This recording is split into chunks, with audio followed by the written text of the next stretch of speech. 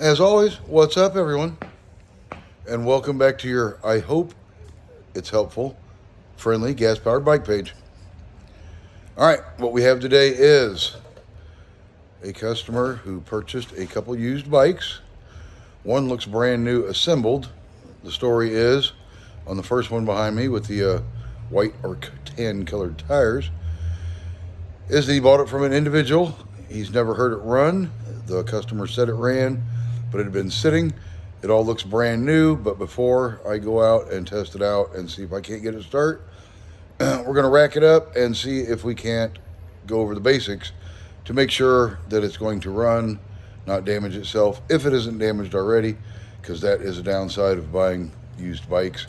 A lot of people damage them. They know they're damaged, and they sell them to you at a discounted rate so they can use that money to go buy them new stuff, which I always thought was kind of wrong, but hey, it happens.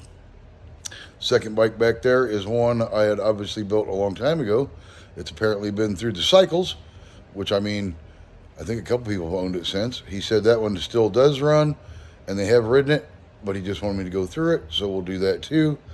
But right off the bat, we're going to take a look at this first bike and see what we can do for it. Now that I have it on the rack, we can get a better bird's eye view of what the bike build looks like and work on it a little easier. Okay, my first steps are going to be the basics. Make sure the motor's snug and tight, so when I go out and test ride it or try to fire it up, I don't have any problems in that department. But the two basic main things I'm going to check that make the bike's motor live and run are spark and fuel. So those are going to be the two first things I check, right along with the alignment of the chain and the free movement of the back wheel on this particular bike. But it's not a bad suggestion if you purchase a used bike to start out with these first three basic steps before you go out and test it, because a lot of times you go out there and you'll pedal yourself darn near to a stroke trying to get that thing to fire up, and if you've got to pedal it that hard, they usually have a problem. Okay, for this simple test, I'm going to take the spark plug tool that came with your kit, my trusty screwdriver, pop the spark plug out of here. Try not to throw your spark plug socket like I just did. Okay. See, our plug is wet, so that someone has obviously tried to fire it. But we're going to put that in there. Ground that on any shiny or bare metal. I'm going to personally use that stud right there, nut. And then with my clutch engaged, I'm going to spin the back wheel.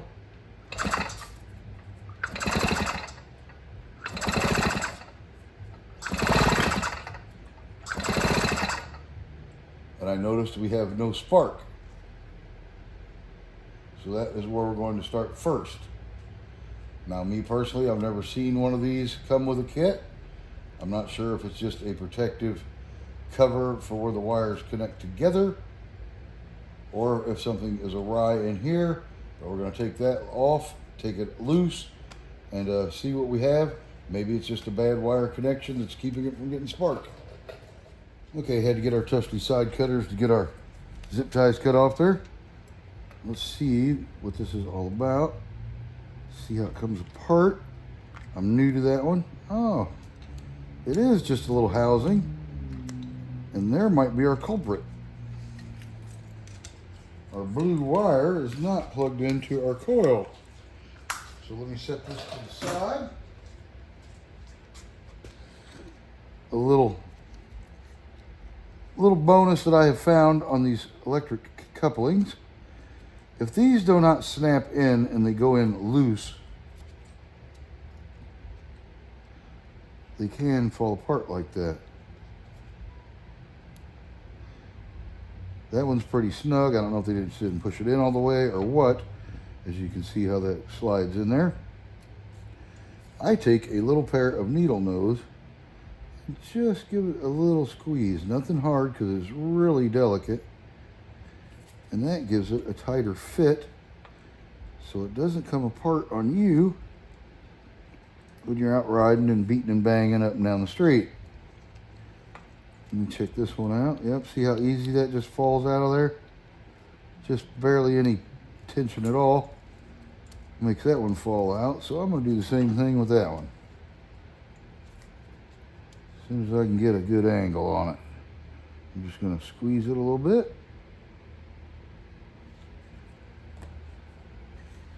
Plug that back in. And now it clips a whole lot better. Check that one out. Okay. Just for now, I'm going to slide these back down so they don't ground on the frame for my little test spin. And now we'll see if our spark plug has any spark at all now. So we will ground that like before. Keep an eye on our diode there and see if we get any spark. And there is our spark.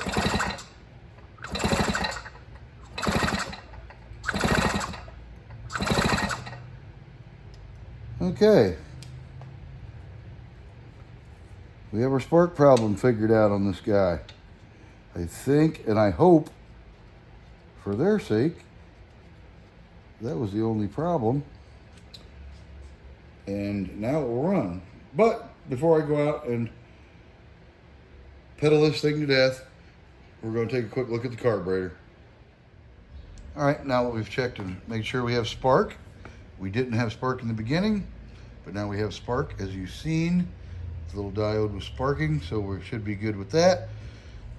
We're going to check number 2, and that's the fuel. I see the fuel is flowing to the carburetor, so I know that is the case. I took a little napkin here. I just saw a drip, so let me turn that back off. They might have a bad fuel line. I will replace that, but for right now, I just want to know that I'm getting fuel down to here. This particular carburetor has a relief valve at the bottom, so what I'm going to do is push that, and I see gas come out. I don't know if you saw that. So I know fuel is getting into the bowl, so we're going to leave that well enough alone for now for our first test run. If it has any future problems with getting gas, then we'll get a little more in depth, but right now we know our carburetor is getting gas. So those are our 2 main things to get our bike up and running. Now I'm going to take a quick look at this because I noticed how they have mounted the sprocket in the back with the dust cover smashed behind it. And that is never a good idea, because then the dust cover grinds with the wheel, puts shavings in the bearing, and absolutely destroys the wheel bearings. So I think before I go out and test run it, I'm going to take that off, machine the center of that to fit over the dust cover that is in there, and that way they have a better shot and a lot more longevity out of their back wheel. Now that I have the back wheel dismembered, for the sake of the video, I just gingerly popped it in this vise so I could show you. Okay, as I stated before, I had assumed, just from what I could see with it mounted on the bike, that they put the sprocket over top of the dust cover that comes on the rear drum brake, coaster brake wheels. I don't know, I messed that all up. The bicycles that have rear coaster brakes have a dust cover over the outer bearing. As I chuck this up, and now that I have a clear visual,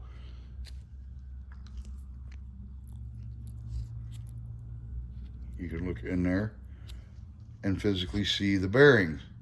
And that is a bad thing. Every piece of road sand, dirt, dust, and grit is going right to those bearings through a little bit of time and grind those up like having glass and sand in your bearings will do. And it's going to way shorten the life of this back wheel. Lucky for this individual, I happen to have some extras, and hopefully one of these fit, that I took off of old bicycle wheels, just in case a moment like this arose and it would help someone out. And by God, this is the first time I'm going to use one, and hopefully they fit. So I'm going to take this arm off of here.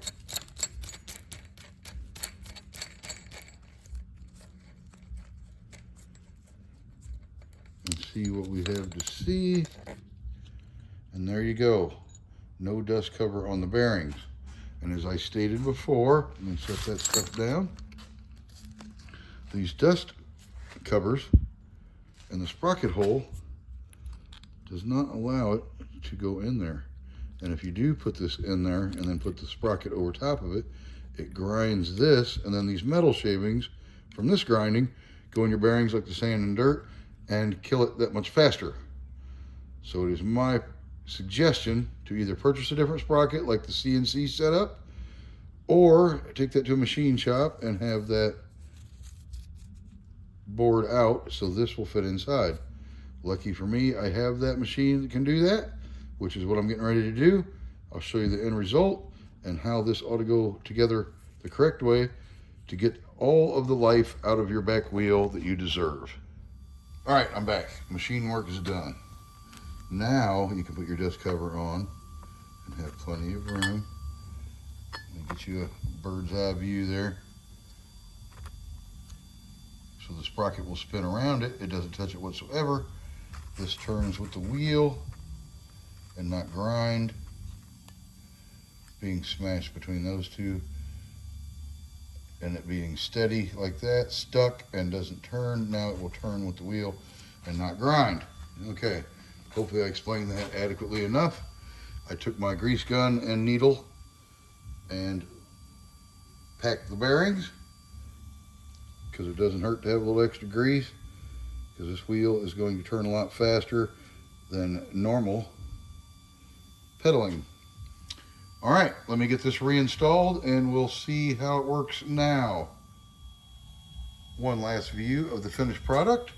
As you can see, the dust cover fits in there nicely. Plenty of clearance all around it.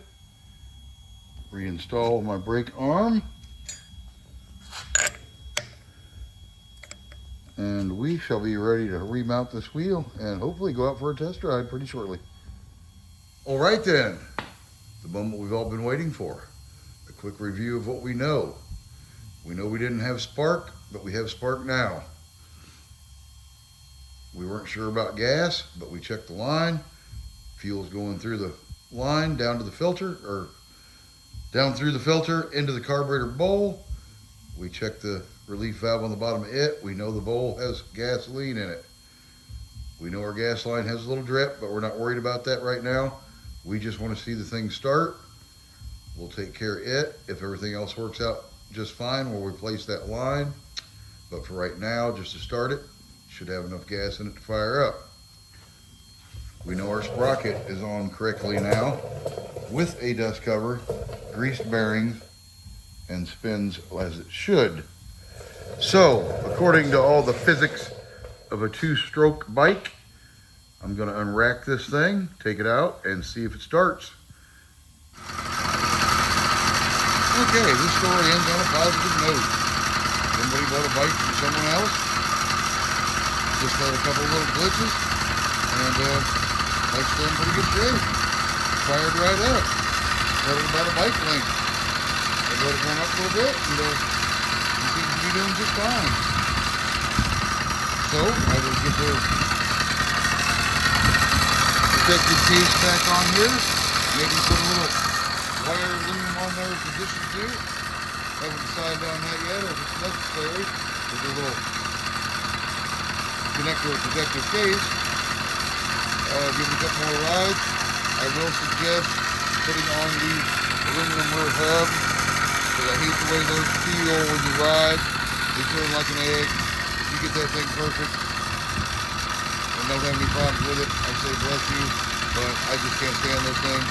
I don't have any faith in them whatsoever, with my chain not falling off the future. So I'm a big fan of the aluminum sprocket hub, under which I've had and have had no problems whatsoever. Alright, well, I hope this video helps somebody out if you got a used bike, or even if you put a new one together and you were having problems and it didn't fire up from the get-go. Always check the spark, make sure you got spark.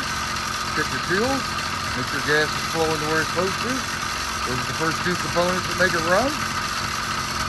As you've seen in this video, little wire come off the coil, flash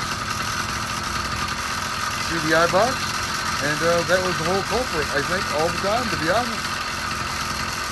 Got that plugged back in, checked out everything else, and there it's just running. Alright, as usual, I hope this video helps somebody out, or does help somebody out.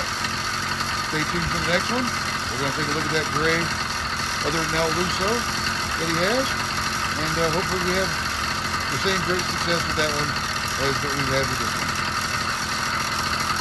As always, like and subscribe. I appreciate it. And stay tuned for the next bike.